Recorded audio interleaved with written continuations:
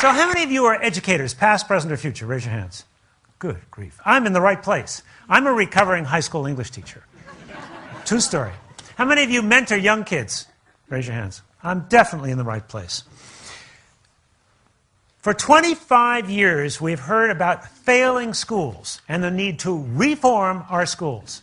Anybody want to go reform school? Raise your hands. Einstein once said, the formulation of the problem is often more important than the solution. I would like to respectfully suggest that our schools are not failing. They certainly don't need reforming. The system is obsolete and needs reinventing, not reforming. What's changed? It's simply this. Knowledge today is a commodity.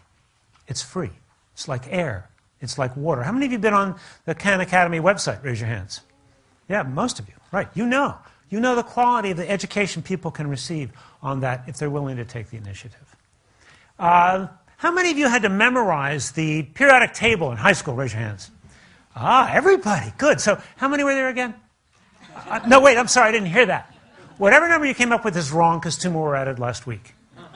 And planets, are we up 1 or down 1? I don't know, I haven't checked my news feed today. And let's see, let's have a contest. Why don't you recite the 50 state capitals from memory while I Google them? Let's see who's quicker. Knowledge is a commodity. The world no longer cares whether or not you're smarter than a 5th grader or how well you do at Trivial Pursuit. What the world cares about is not what you know, but what you can do with what you know. And that is a completely different education problem. Then the question becomes, do you have the skill and do you have the will to use the knowledge you have acquired? Okay, so I got to tell you kind of an intellectual journey I've been on. 2005, I read The World is Flat by Friedman. How many have read that book?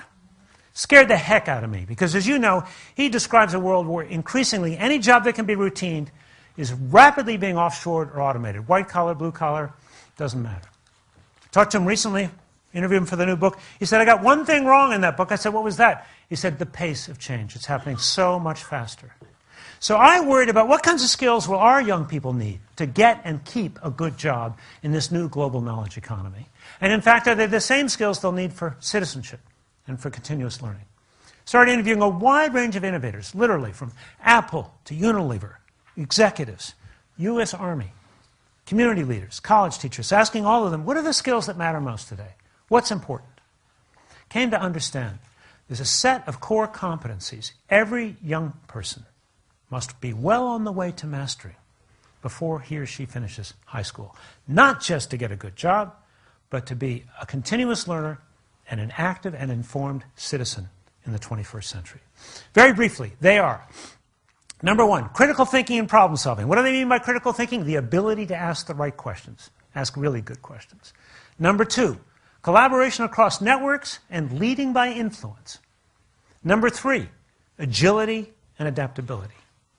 Number 4, initiative and entrepreneurialism. Number 5, effective oral and written communication. Number 6, accessing and analyzing information. And lastly, number 7, curiosity and imagination. So a couple of things happened when that book came out 3.5 years ago. This is the global achievement gap that Homer just referred to. First of all, I got a kind of affirmation from literally around the world that simply stunned me. Taiwan to Singapore to Helsinki to Madrid and kind of all places in between. Thailand, Bahrain, Birmingham, England. From Wall Street to West Point, people said to me, yep, these are exactly the right skills. I felt pretty good. Not bad. Then the other thing happened. The economy collapsed. And I saw kids coming home from college, seemingly having acquired some, maybe most of these skills, coming home from college to no job. They had the skills, but something was missing.